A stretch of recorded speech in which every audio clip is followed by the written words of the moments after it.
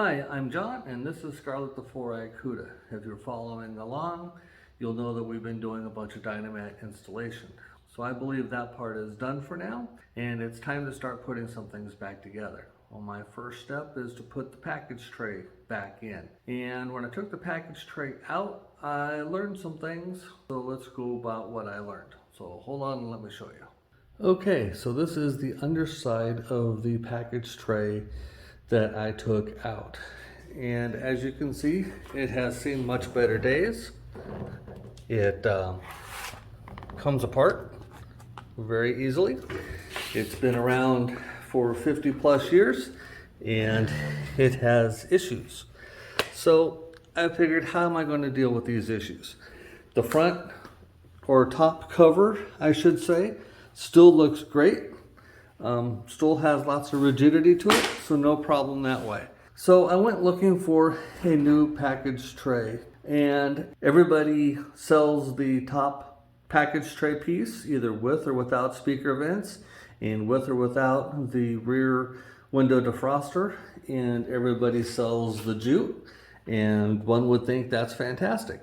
But if you're like me, you're looking at this and saying one thing is not the same as the other. I don't know why, but nobody's putting the wings, or what I'm calling wings, on the jutes. And there's no backing on it. It's just jute. Whereas the old piece has this, what I'll call fiberboard with jute attached. Doesn't exist. So how am I going to deal with that? I got out my calipers, and that piece of fiberboard looks to be about 3 millimeters thick. So I said, you know what? I could probably go online, get a piece of rubber mat that's 3 millimeters thick. That would go in back, and then put the jute on it. And then I went also online, and I got an additional piece of square jute that I could lay over and put the wings on. Here is my rubber mat. It's black, it's long. It should work just fine. Nice and pliable. It's actually made by Goodyear. So I'm happy with this for now. I may put some plastic pieces in it to add a little rigidity. I don't know yet, but we're gonna give it a shot and see how it goes. So let's follow along with what I'm going to do in the process. All right, so I've got my package tray laid upside down on my rubber mat. I have it lined up. I'm going to use some binder clips to hold it in place, and then I will use a either the pair of scissors or a utility knife to cut around it. And I'll show you what that looks like. Okay, my binder clips are on. I have them on the ends. I have one in the middle. I have it on the end. And I have it all pressed up, so it should be lined up. Provided they cut the rubber mat straight, I should be set. So I'm going to take a Mr. Utility knife and start cutting. Okay, so after some finagling, I got the main arc piece cut out and the vent piece for the rear window defogger. And now it is time to try to figure out how to do the speaker holes. So I will do that next and show you the next piece. So on to the next step. All right, so those holes are rough cut.